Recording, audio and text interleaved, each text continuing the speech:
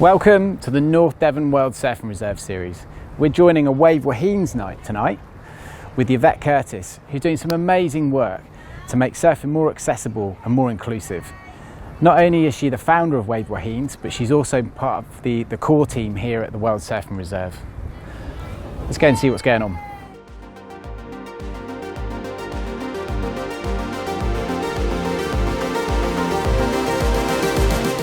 So behind there. Got it. Hey Yvette. Hi, how are you doing? Right. Good to see Good. you. Yeah. Oh, the joys of carrying boards down the beach. So what's going on tonight? Wave Waheenies. It's our girls club, so all the way from 8 to 16 with us today. Cool. We've got 24 girls today, so Wow. It's pretty full on. We've got a few waves, they're just about right for tonight. Waves and weather. Yeah. For you, so giddy. So important to have a girls only night. What's that do for the girls? It just creates a really, really safe, non-judgmental space. You know, there's so much research into, things by women in sport, into why we need those separate spaces, because it just gives the girls an opportunity to be themselves without any sort of peer pressures or any outside pressures that, quite often come with sort of those mixed spaces. And having this amazing surf reserve is so important for like blue health and getting the kids' confidence up and Absolutely, right? It's so vital to be part of that. It just ensures that we're creating a really accessible space for them to be in, and it's that real community sort of sense of belonging that quite often kids really want to have. And as we can see, they all get it here. You're doing some amazing work around inclusivity and making sure that everybody knows that this is available, no matter what walk of life you're from. One of our ethoses, right, is waves for all, forever. Yeah, forever, exactly. And surfing's always been portrayed as such a sort of male-dominated sport. It's always been portrayed as quite an expensive sport to partake in.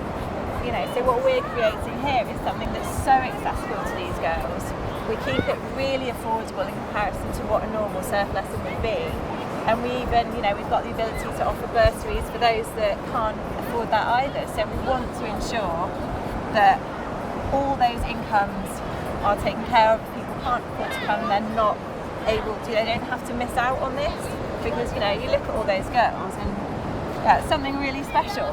Yeah. They just own their space. That's so good to see, isn't it? They're just outnumbering. If you look out there, they're going to outnumber the boys. Amazing. So, yeah. That's what we like to see.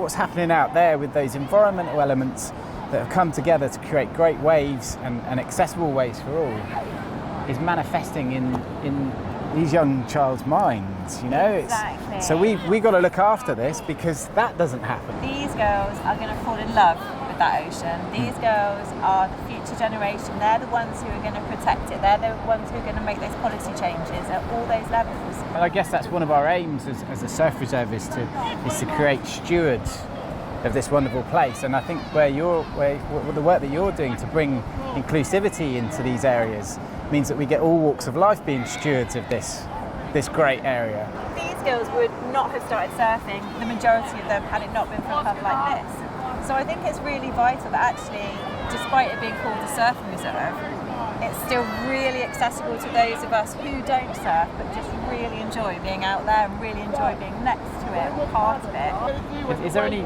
specific moments that you've noticed where you've really seen the surf environment really lift an individual or a group? Oh gosh, there's countless ones, I could list so many. But we've had, in particular, we've worked with young Syrian refugees, and that's been a really moving one to be part of. They're girls that have experienced a trauma that we can't even begin to imagine. We don't know what that is like to live in a war-torn area at all. We don't know what refugee camps are like and all those housing and that journey and that fear.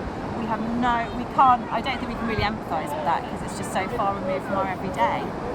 But to see a girl who's only been in the country for maybe 2 months, never seen the sea, to go from being terrified of something to within the space of an hour then having to be dragged out because she was having so much fun. Huge generation of surf ecosystem protectors. Absolutely. Amazing. Yeah.